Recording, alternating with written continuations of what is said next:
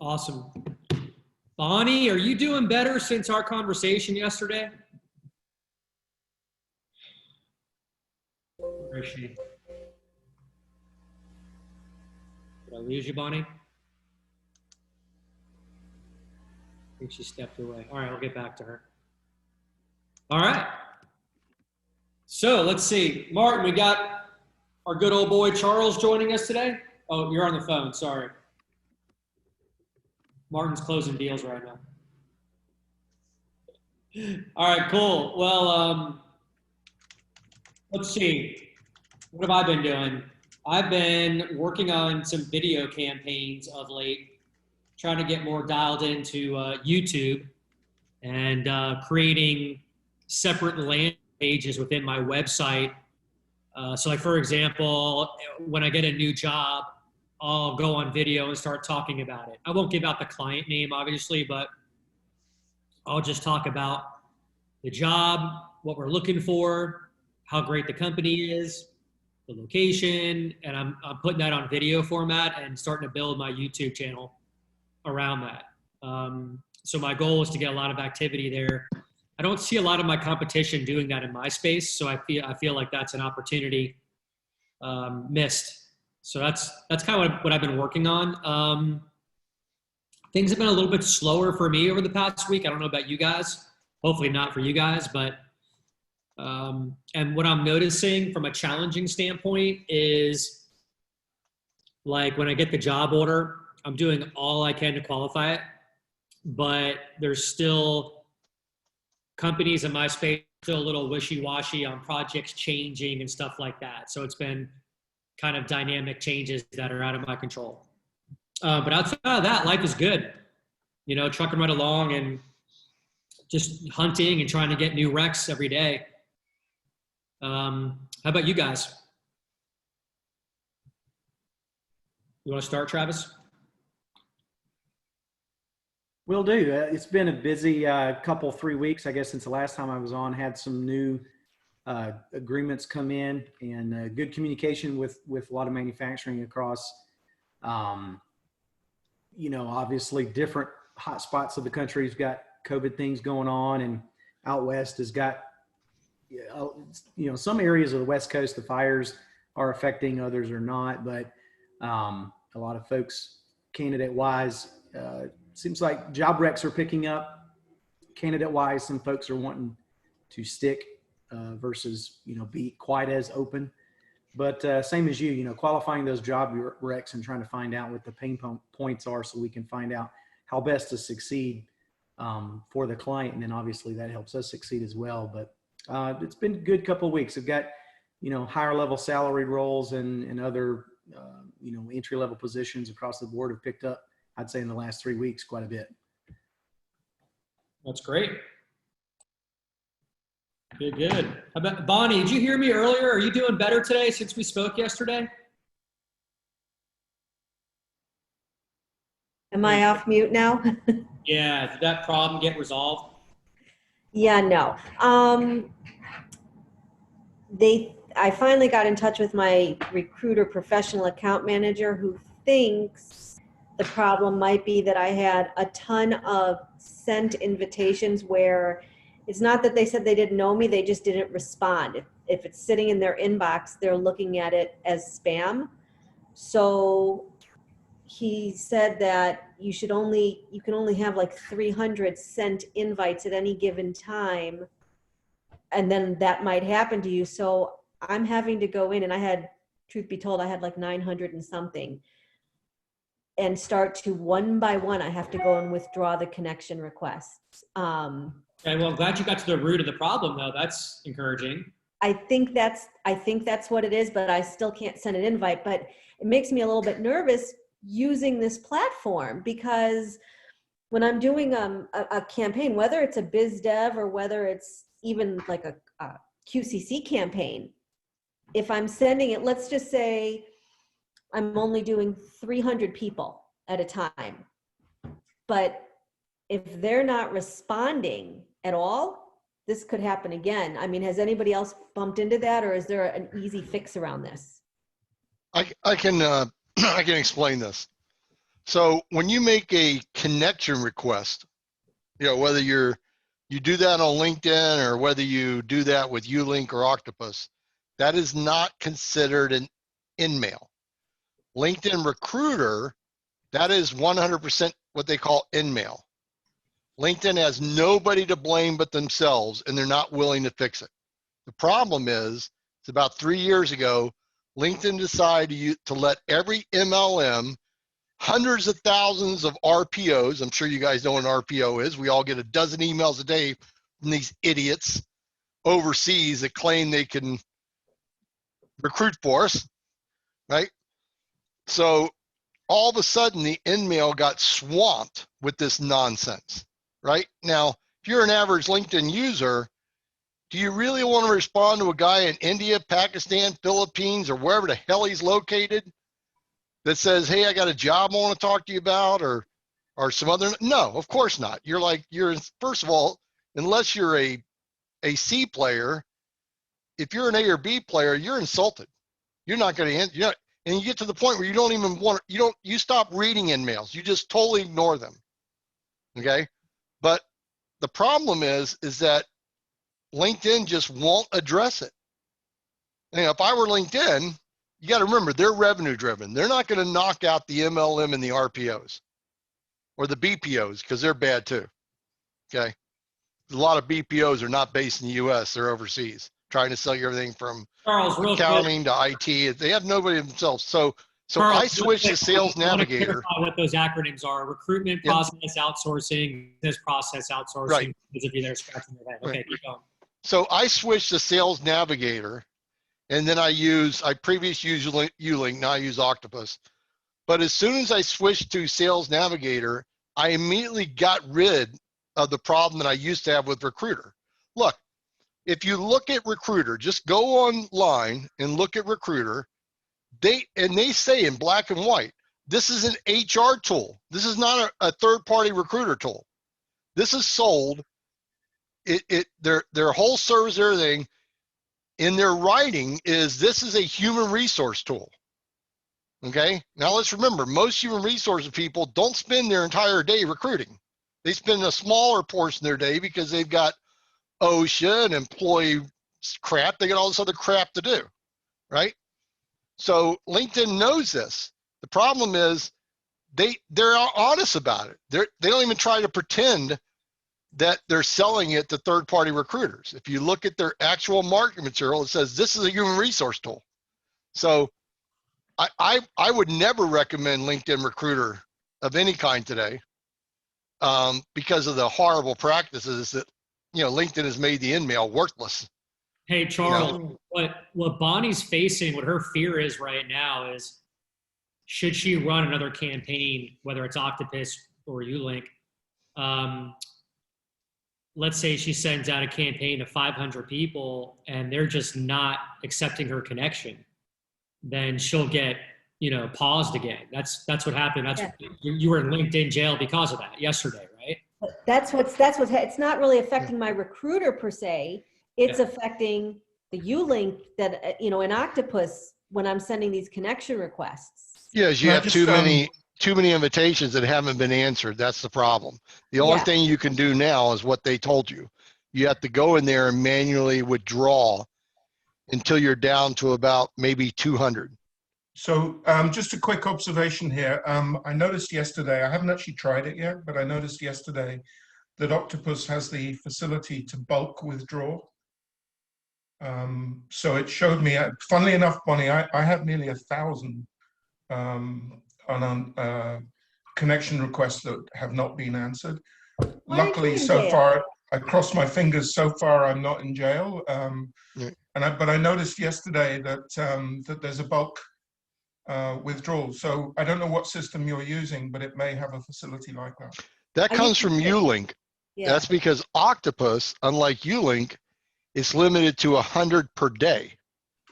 And actually, it must go through whatever message you set up. So if you set up a connection, a thank you, welcome, same thing, and you set up a follow-up message. Now I set up 2 follow-up messages. They don't answer the follow-up message that is you know, if you want to call it the third message, they only get the fourth message if they don't answer the follow-up, the third message.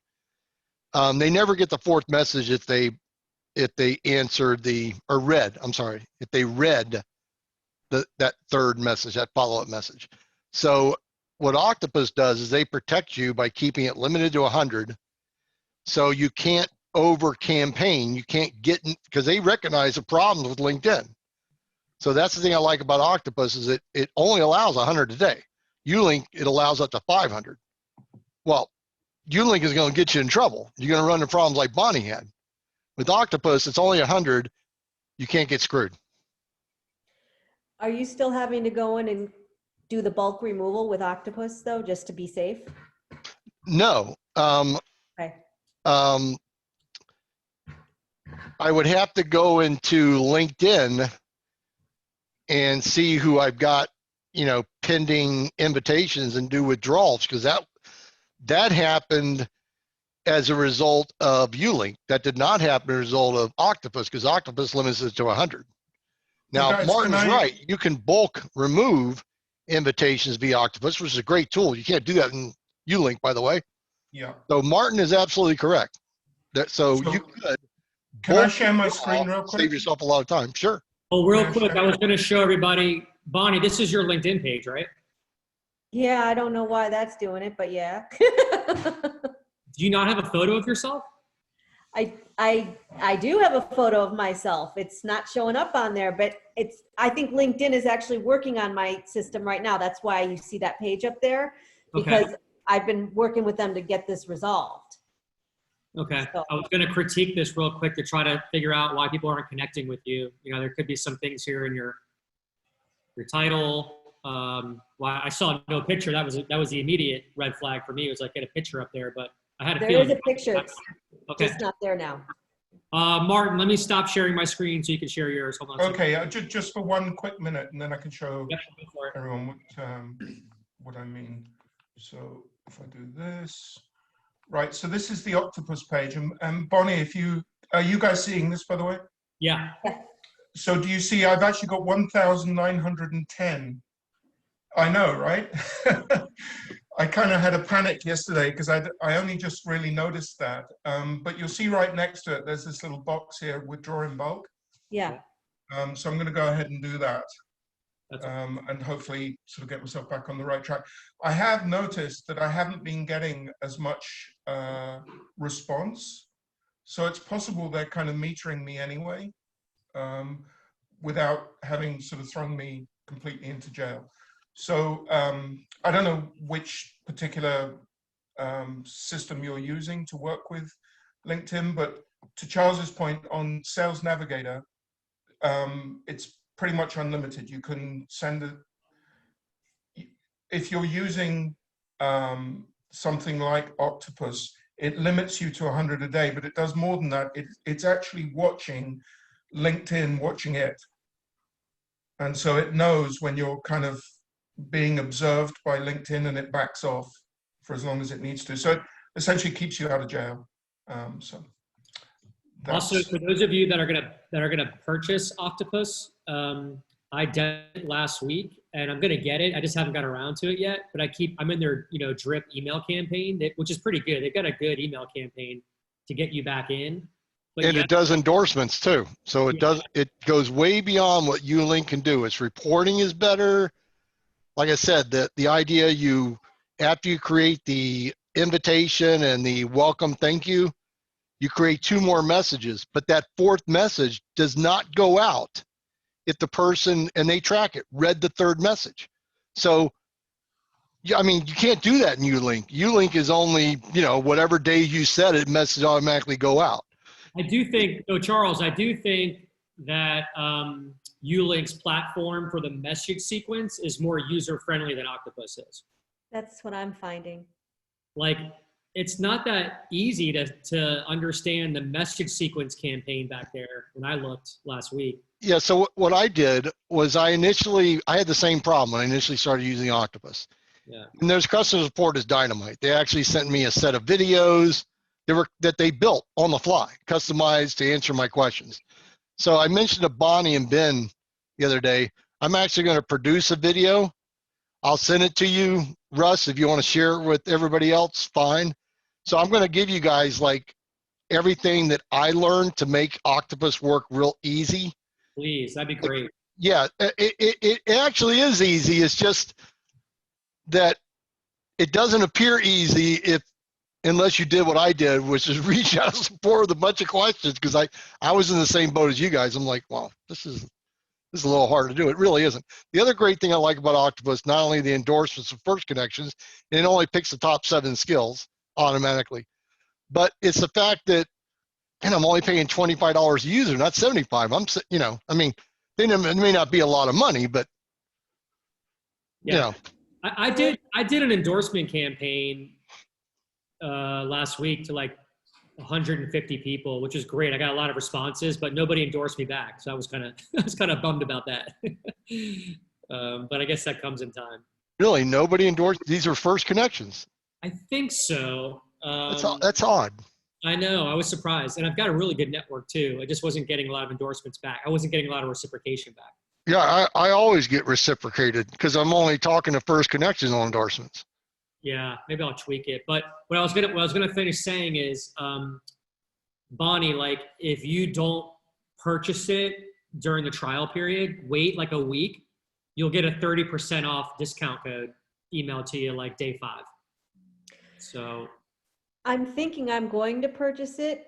I watched, because Charles is right, they have some really good videos, and I must have watched these videos, I don't know, 30 times, and I was so worried I was going to make a mistake that I didn't actually do a campaign. And I will say, I mean, I've been using Ulink consistently since I joined, but I will tell you, even today, to do a campaign, I know in like your dashboard or your support page, like there's step-by-step written instructions. Do this with an arrow, then do this, then do that. I still have that open so that I make sure I'm not doing anything wrong or missing a step. Now, if Octopus had something like that, it's a no-brainer done deal for me. yeah. I'm going to send the video. So Octopus sent me a bunch of videos. Fortunately, I had this thing called Camtasia. So I can actually take the 4 or 5 videos that they did for me answering my questions, which is step-by-step. So not only do they explain it in text, but they attach videos, right? So I'm going to be able to combine those into a single video for you guys using Camtasia Studio. I don't know if you guys are familiar with Camtasia, but yeah. Hey, Charles, if you could, man, I mean, I know. Sure, no problem. I'd love to see that. No problem. Awesome.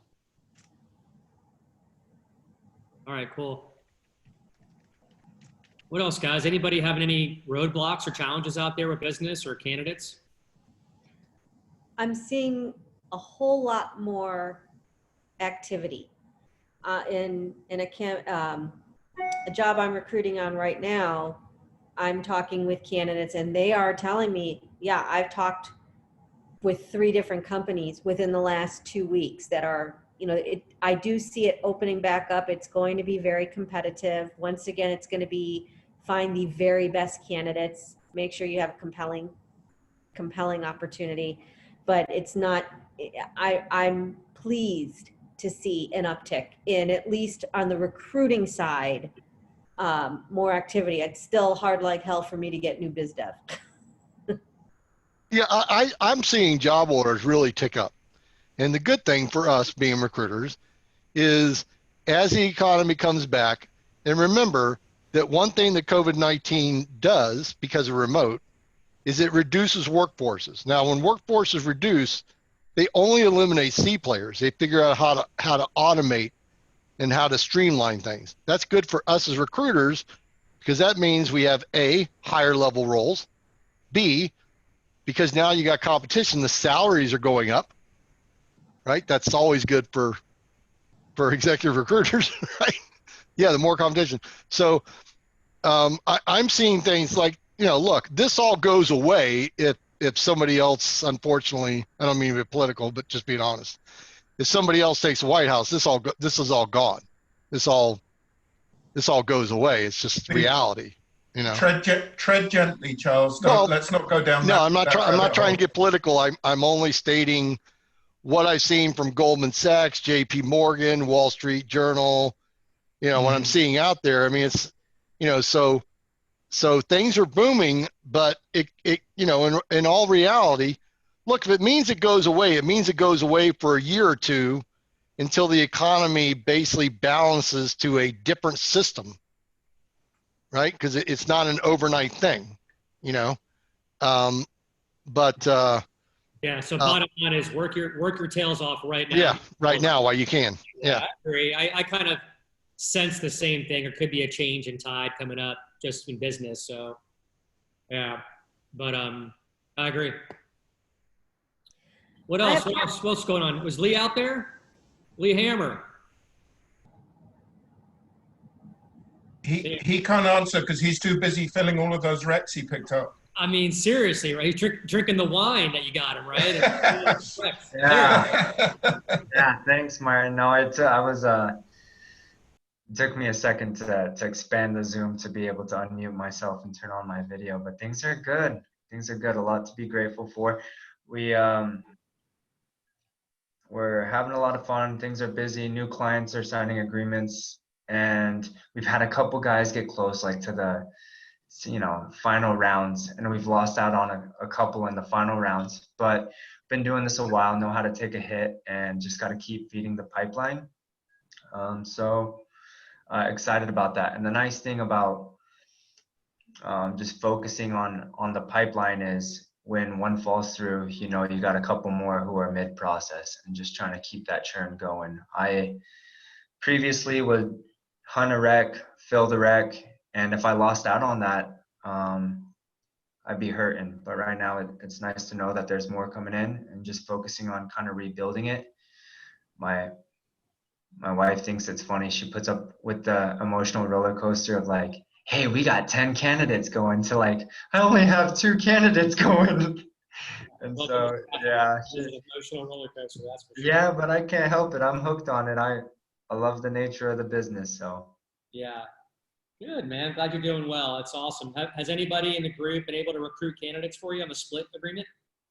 Yeah, and you know, that's the wonderful thing about this group, and I'm really grateful for that, is I think right now we got about 4 or 5 people who have come in, and it works wonders for me. And what has really made me feel great is that they're excited, and the enthusiasm that the partners from the group have for working together.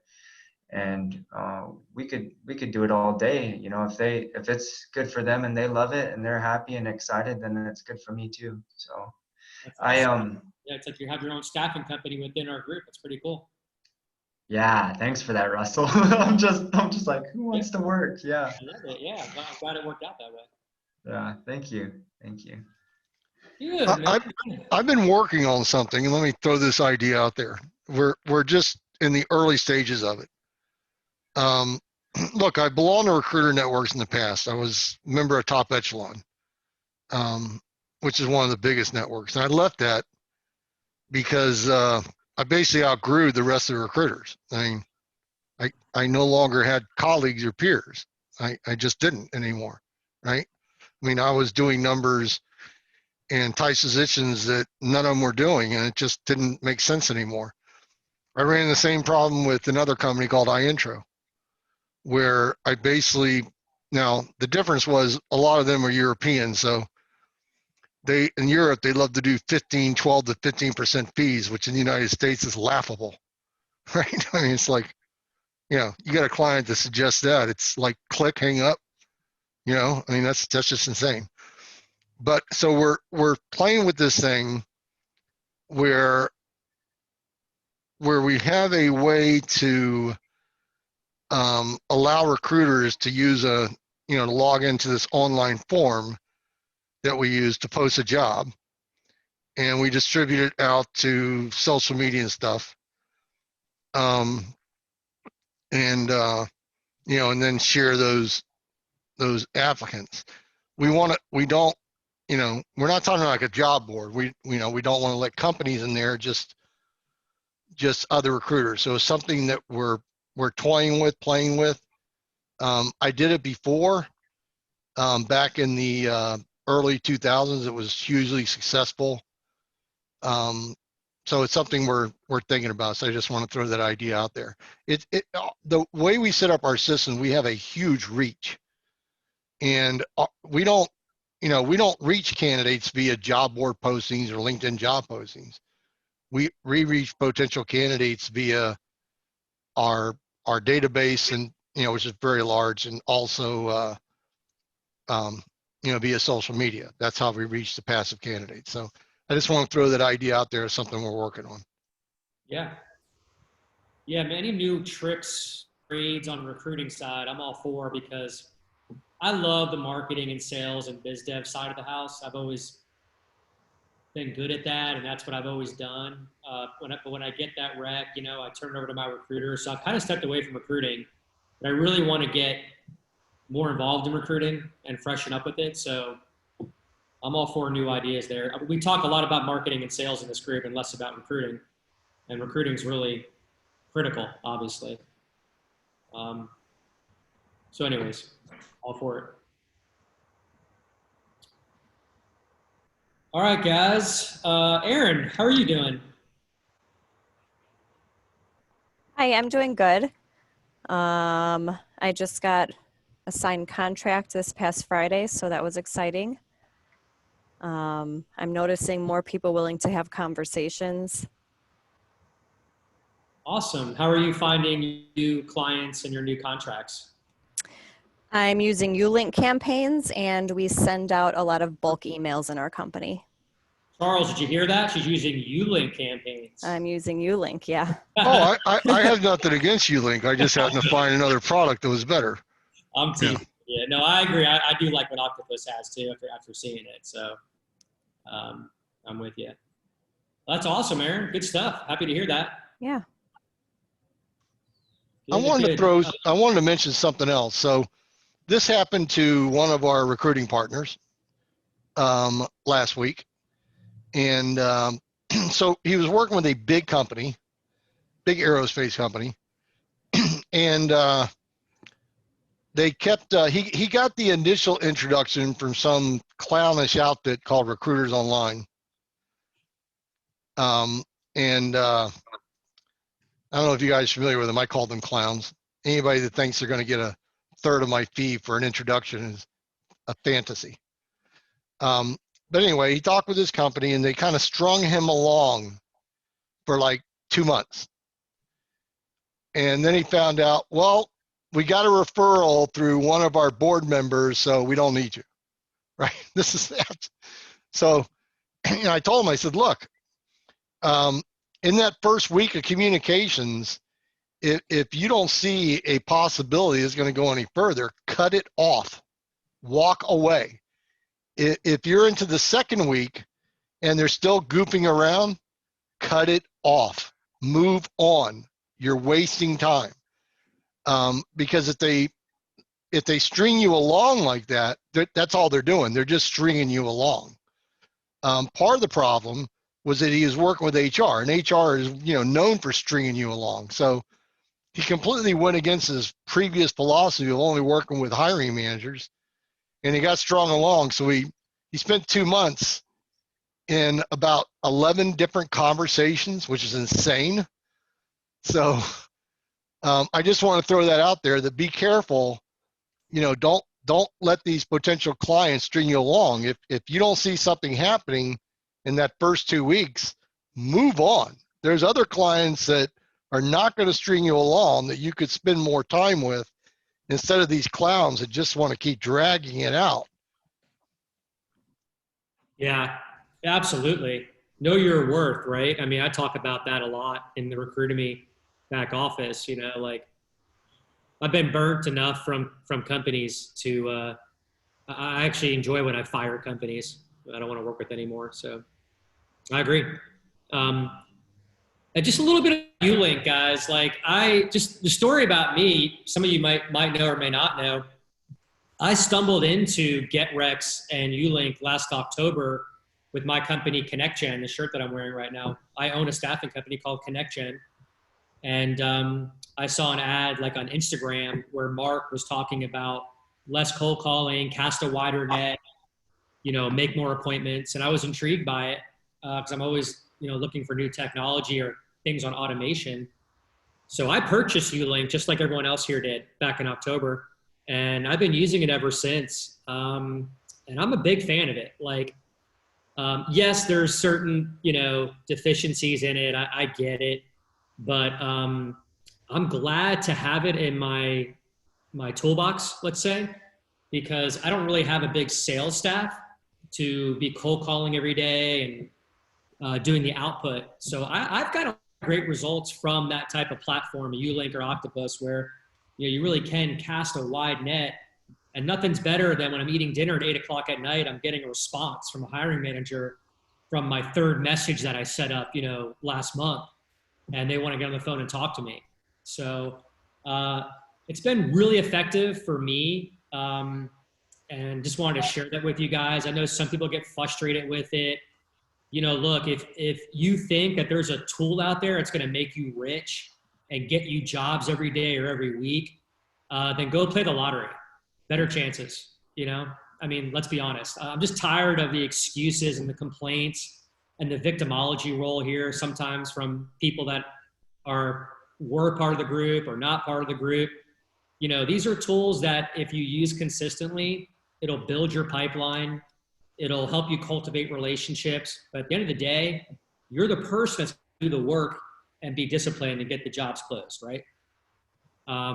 So I just wanted to give that little pep talk to everybody here and just let you know that also I'm grateful for everybody here and what everyone is sharing. I look forward to every Tuesday with you guys talking about new ideas and helping each other out with roadblocks or challenges that we're facing. It's just a very unique thing to have, and it's a great support group, especially through good and bad times here. So we did Bonnie and I and Ben and Martin and Craig, who's not on here today.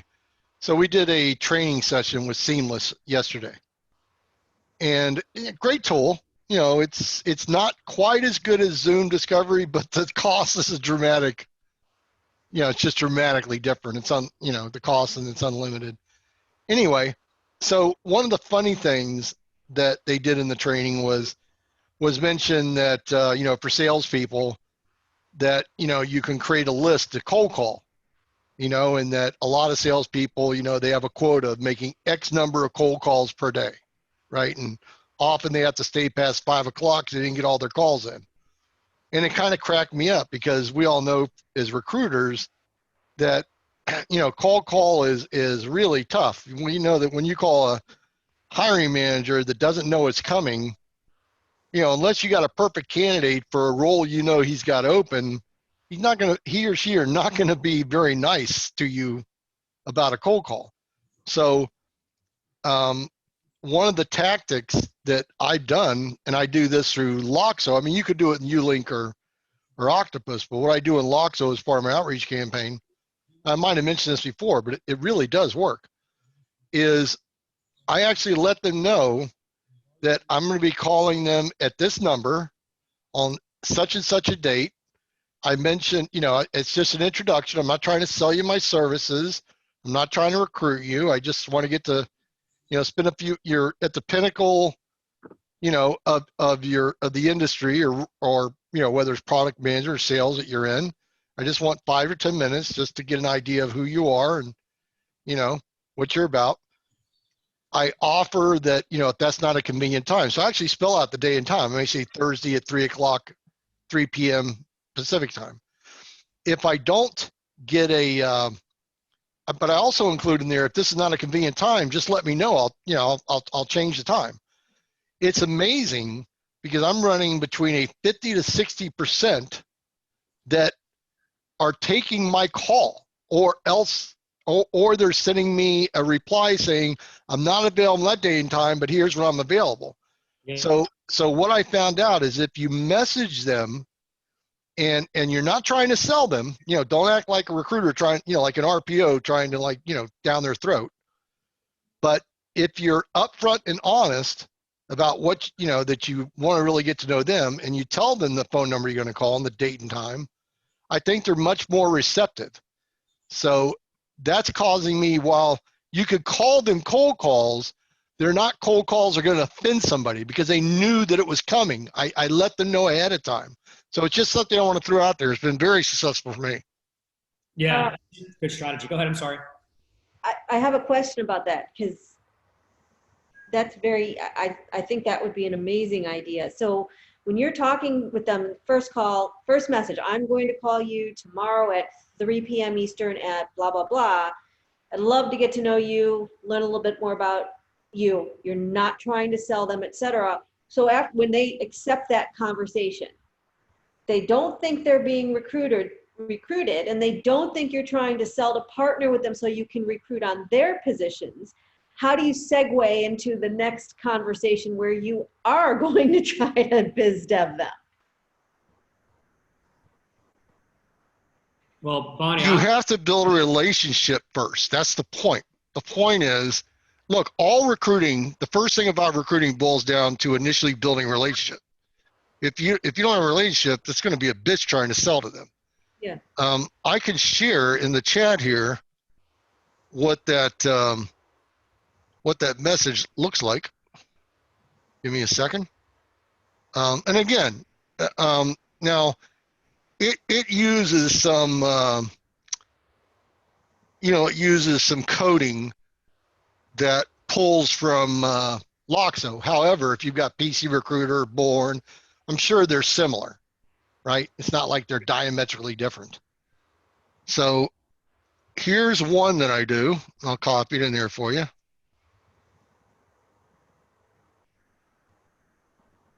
Also, Bonnie, when I send those messages like Charles is saying, two things.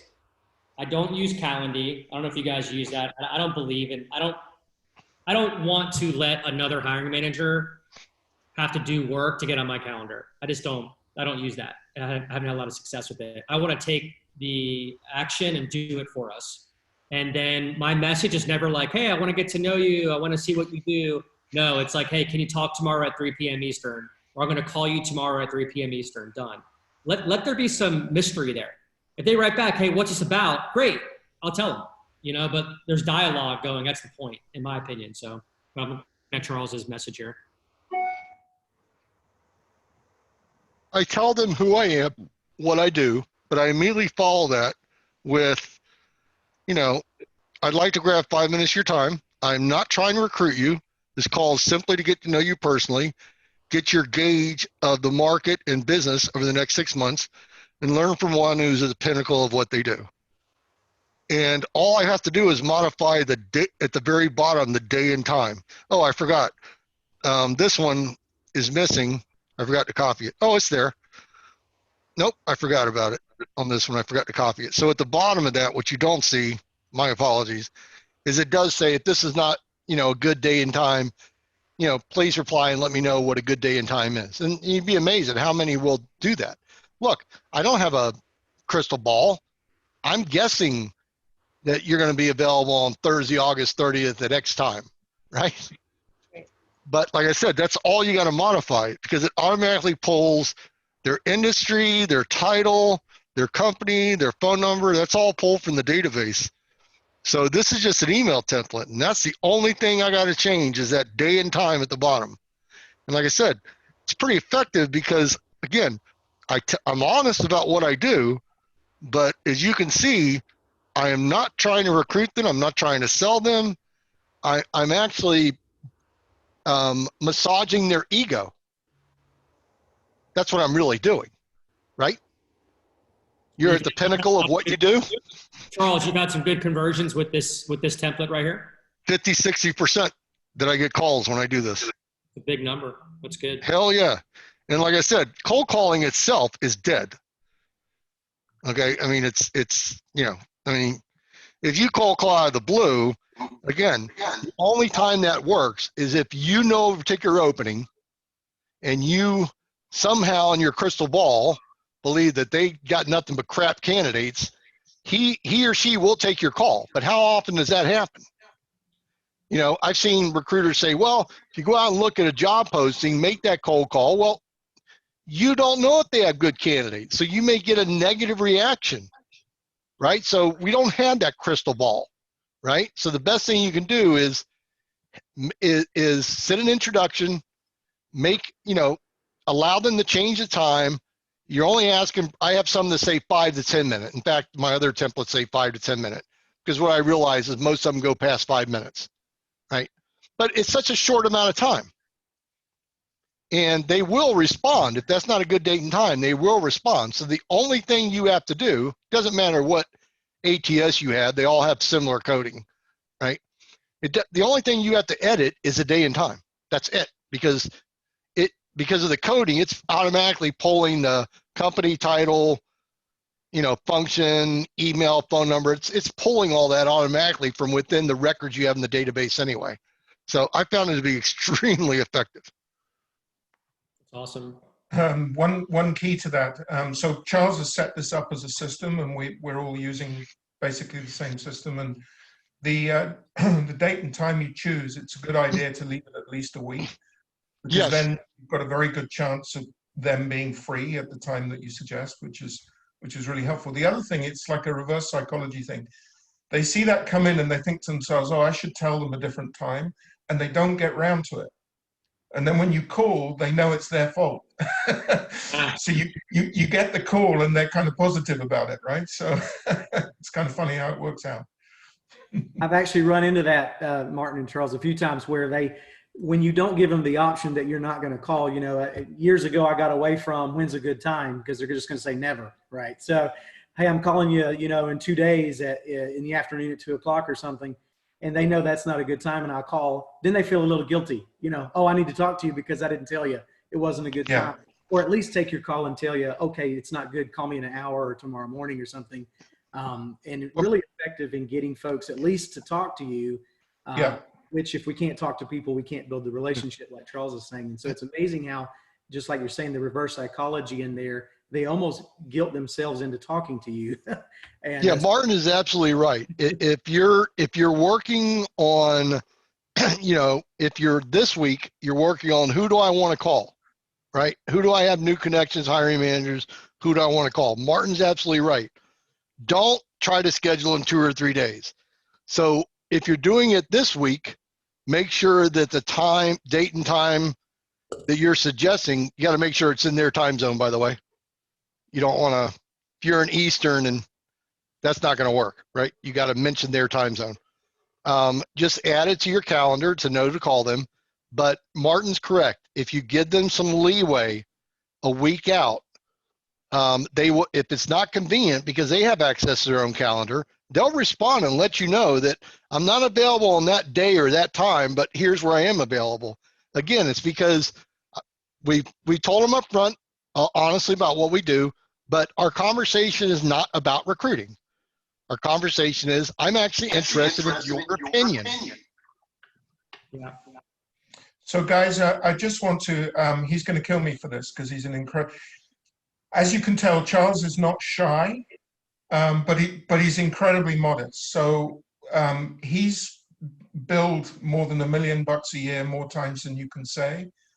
And one of his most annoying years annoyed him because it was just a fraction under 2 million. So this is a guy that's been doing it for 30 years, and the stuff he says does work, right? And it's not always the stuff you really want to do, right? Who wants to call? I'm actually, to be honest with you, I'm really pretty pissed off with myself at the moment because I've been letting myself off for the last few days or maybe a couple of weeks. And I've got to actually stop that and do what Charles says, make these appointments. And it's no good just making the appointments. You actually have to make the calls too. Right. But it works. And Charles is the proof of that. He's, in the last few weeks, as some of you guys know, he's racked up $400,000 in sales. So this stuff works. And we should all, and I'm holding myself accountable here, guys, because like I said, I've been sliding on this, to be honest. I think we all know the more you do, the more you get, right? It's a very simple equation. Yeah, the other thing is I think for so long recruiters got away. They thought that I just need to go find a job order posted on Indeed or LinkedIn or someplace, and and use that as a tool to get me in. Well, you know, look, I was old school trained by a guy named Tony Byrne. Some of you may not know who he is. He's passed away about 10 years ago. He's original author of all recruiting training. He was the only one in the 70s, 80s, early 90s. There was no one else. The Danny Cahills and Mike Giantas, they all learned from Tony Byrne. They all came along way after the fact, okay? But the first thing that I learned from Tony watching his back then it was VCR tapes, by the way. So one thing I learned from him was the number one thing that recruiters don't get, and it doesn't work unless they do it, is you must first build a relationship. You can't go after a job order. You can't sell them on what I do recruiting. You must first initiate a relationship, and that relationship needs to be based on you're the executive hiring manager, so I'm much more interested in you, and I know that you're not as much interested in me. I'm much more interested in what you have to say. Okay, I'm much more interested in your opinion, what you think the market is going to look like in the coming months. You're starting off building a relationship of respect, right? From that point on, you can then move into conversations that will eventually get you a search.